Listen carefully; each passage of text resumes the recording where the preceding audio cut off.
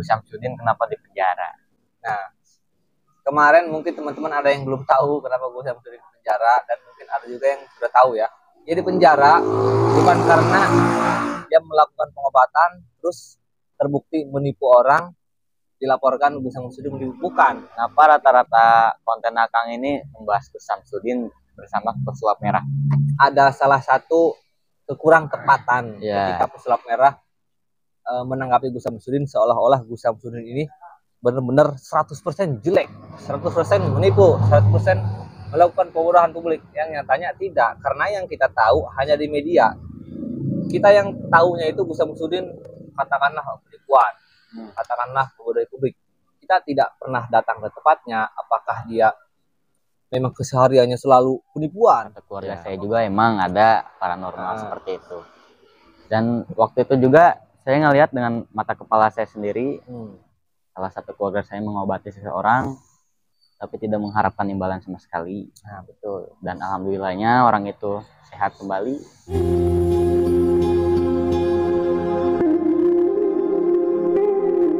Assalamualaikum warahmatullahi wabarakatuh, sahabat semuanya, para pecinta dunia sholawat, para pecinta dunia spiritual. Kali ini saya akan berbincang, ngobrol bareng bersama anak zaman sekarang ya, artinya anak milenial ya.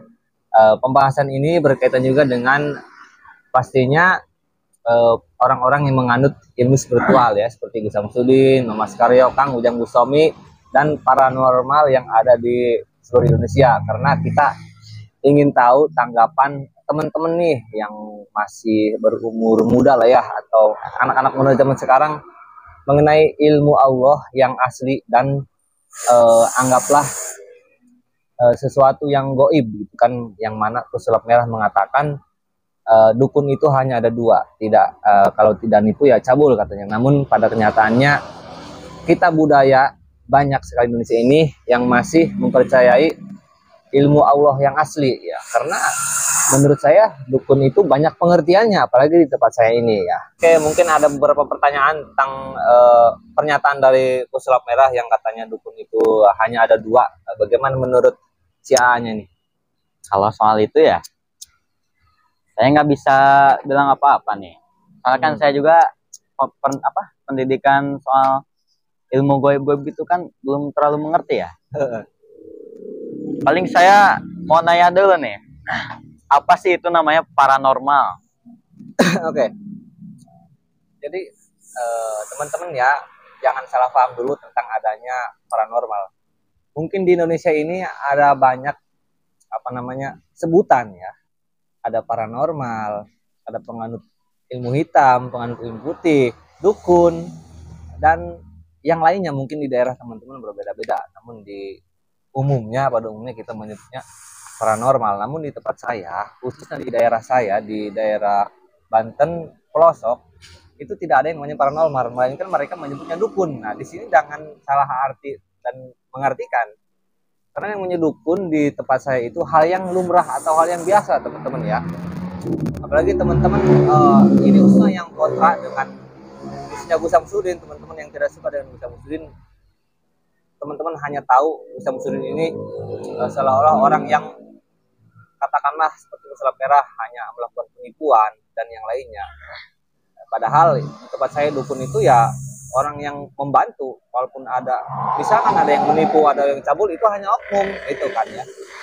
Adapun si A ini ya, percaya atau tidaknya dengan hal-hal goib seperti apa yang dilakukan Kang Ujang Bustomi, Gus Samsudin yang lainnya, memang ada sebuah hiburannya, tetapi ada juga yang asli gitu kan ya. Betul. Jadi saya juga ingin bertanya nih kepada anak-anak zaman sekarang gitu kan. Boleh. Bagaimana mengenai sebutlah paranormal gitu kan ya. Ada yang menipu, ada juga yang ilmu Allah asli. Bagaimana tanggapannya gitu? Kalau tanggapan saya ya, saya kurang bisa menanggapi sih. Cuma kebetulannya salah satu keluarga saya juga emang ada paranormal seperti itu. Dan keluarganya ada ya teman-teman, ada yang memiliki ilmu Allah asli, jangan bilang dukun ya. Bukan. Iya betul. Jadi percayalah ya istilahnya ya, ilmu Allah asli bukan dukun. Dan waktu itu juga saya ngelihat dengan mata kepala saya sendiri, salah satu keluarga saya mengobati seseorang tapi tidak mengharapkan imbalan sama sekali. Nah, betul. Dan alhamdulillahnya orang itu sehat kembali.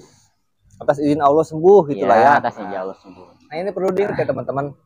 Yang namanya dukun nipu atau cabul seperti apa yang dikatakan pesulap merah, dia pasti memakai tarif atau memakai harga dibanderol ya istilahnya. Kalau dia memang itu bukan dukun ya, artinya bukan menipu, bukan ingin uang, bukan mencari keuntungan pribadi, dia pasti ketika ada pasien datang ke rumahnya diobati atas izin Allah sembuh, dia tidak mengharapkan imbalan apapun, melainkan si pasien memberikan harga dengan seikhlasnya. Dan dia pasti tidak mungkin membuat channel YouTube, membuat TikTok, terus mempromosikan dirinya sebagai orang sakti, tidak akan. Hanya diketahui oleh orang tertentu atau orang-orang di sekitarnya gitu kan ya. Betul, tidak ada namanya imbalan. Kalaupun memang ada dipromosikan, kita jangan suuzon dulu seperti sudah kita tahu ya, banyak di sana seperti yang Sumedang mengobati santet, Kang Ujung Mustami membuat konten melawan dukun. Memang sebagian itu hiburan untuk jalan cara dakwah mereka ya, kita ambil sisi baiknya saja gitu kan ya. Jadi mungkin ada lagi ya pertanyaan kamu ke saya mungkin yang belum bisa diucapkan, silahkan bertanya aja gitu, kita ngobrol bareng aja ya. Kalau ada misalkan silahkan aja, kita sharing nih di media sosial ini, di YouTube ya. Mungkin teman-teman ada yang berkomentar, silahkan. Mungkin di sini omongan saya dengan anak zaman sekarang nih ya, yang lahir dari atas tahun 2000-an ya. Kalau saya beda tahun 90-an ya. Silakan kalau mau diomongin untuk teman-teman atau untuk siapapun, silakan tanggapi aja. Kebetulan ya, saya ngelihat channelnya Dejana. Saya menemukan beberapa komentar yang mungkin saya ingin pertanyakan ya. Termasuk komentar ini tentang dukun beranak. Ya. Dukun beranak yang saya buat kemarin ya, nanggapin pesulap merah gitu kan. Ya. Ada beberapa komentar, salah satunya ini dengan nama akunnya Wayu, dan komentarnya adalah, hahaha, tuh orang pemikirannya dangkal banget, padahal yang diserang pesulap merah itu kan dukun sok tahu hal gaib. Kalau dukun tradisional atau dukun beranak tidak ada hubungannya dengan hal gaib, justru didukung oleh pesulap merah. Apa tanggapan Kang? Nah ya, jadi ada salah satu komentar teman-teman di YouTube-nya saya kemarin, itu katanya pemikiran dangkal, pesulap merah hanya membongkar yang berbau goib. Memang betul, kalau emang berbau goib itu memang bisa diistilahkan penipuan, tetapi tidak semuanya. Dan pesulap merah mengatakan, dia jelas di YouTube-nya mengatakan dukun itu hanya ada dua, kalau tidak nipu ya cabul. Nah makanya saya bantah, karena dia tidak bilang oknum atau yang lainnya. Karena di tempat saya dukun itu sebutan yang hal biasa. Mungkin di tempat teman-teman juga, apalagi pada zaman dulu saya dibantu oleh dukun. Jadi jangan salah mengertikan, apalagi menyebut dukun itu kalau tidak nipu ya cabul, itu menurut saya kurang tepat ya.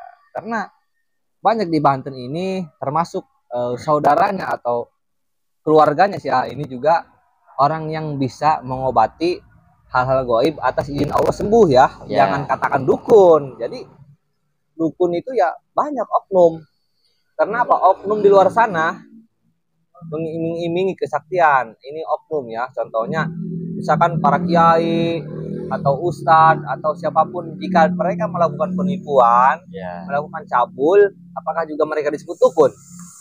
Contohnya oknum habaib, kiai, berkedok lah ya, mereka melakukan penipuan, pencabulan. Kenapa mereka juga tidak disebut dukun? Jadi jangan salah mengertikan dukun.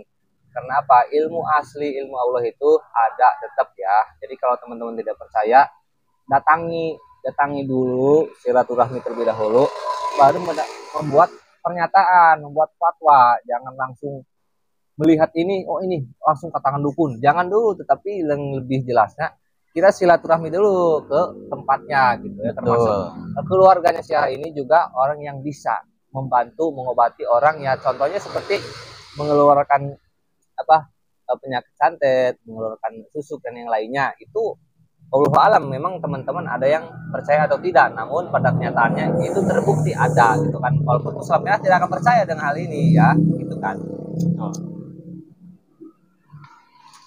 Saya juga ingin bertanya ya, kenapa rata-rata konten Akang ini membahas Gus Samsudin bersama pesulap merah?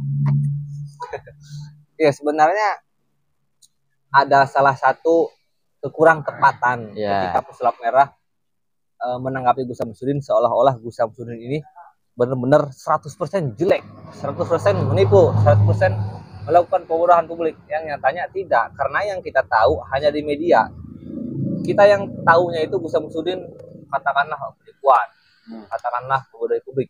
Kita tidak pernah datang ke tempatnya. Apakah dia memang kesehariannya selalu penipuan? Apakah kesehariannya selalu membodohi? Pasti tidak kan? Tidak 100% orang baik, tidak juga 100% orang jelek. Jadi yang kita tahu itu hanya penggiringan opini, framing dari orang-orang. Gus Samsudin wah jelek, ini jelek.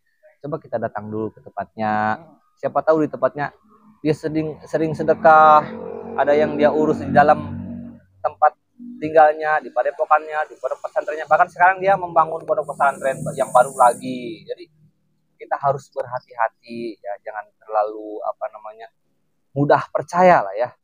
Ya betul, memang sumber daya manusia kita ini benar-benar rendah, tapi kita harus bisa memilih dan memilah. Jangan terkena omongan orang-orang kita mudah percaya, kita mudah percaya dengan omongan siapapun itu, termasuk pesulap merah. Ya tidak semestinya mengatakan 100% Gus Samsudin ini orang yang selalu melakukan penipuan gitu. Karena kita tidak tahu gitu kan. Kita ambil aja ya, mungkin yang dikatakan si A itu kan yang sebelum hal ini kan A ini membahas tentang oknum ya. Ya katakanlah oknum aja. Ya katakanlah oknum. Saya ingin bertanya, Gus Samsudin kenapa di penjara? Nah, kemarin mungkin teman-teman ada yang belum tahu kenapa Gus Samsudin di penjara, dan mungkin ada juga yang sudah tahu ya. Dia di penjara bukan karena dia melakukan pengobatan terus terbukti menipu orang, dilaporkan Gus Samsudin menipu, bukan. Tetapi dia membuat konten yang mana di situ kontennya itu tentang tukar istri boleh katanya, yang sebenarnya itu hanya di dalam konten. Sebenarnya itu hanya konten. Jadi orang memenggal videonya hanya sepotong. Jadi ada salah satu perkumpulan di situ yang menyatakan boleh tukar istri. Nah setelah itu datanglah Gus Samsudin justru membantah itu tidak boleh. Nah, netizen yang tidak suka mungkin dipotong, dikirim ke pemerintah, ke pusat, ke MUI, maka dilaporkanlah. Dan buktinya sekarang sudah bebas, hanya 3 bulan kurang lebih dia bebas, terbukti tidak bersalah karena itu hanya sebuah konten, hanya hiburan ya. Jadi kita ambil yang baiknya saja. Jadi jangan mudah oh ini sesat, jangan dulu menyesatkan orang. Kita harus cari tahu dulu kebenarannya, bukan ya? Ya.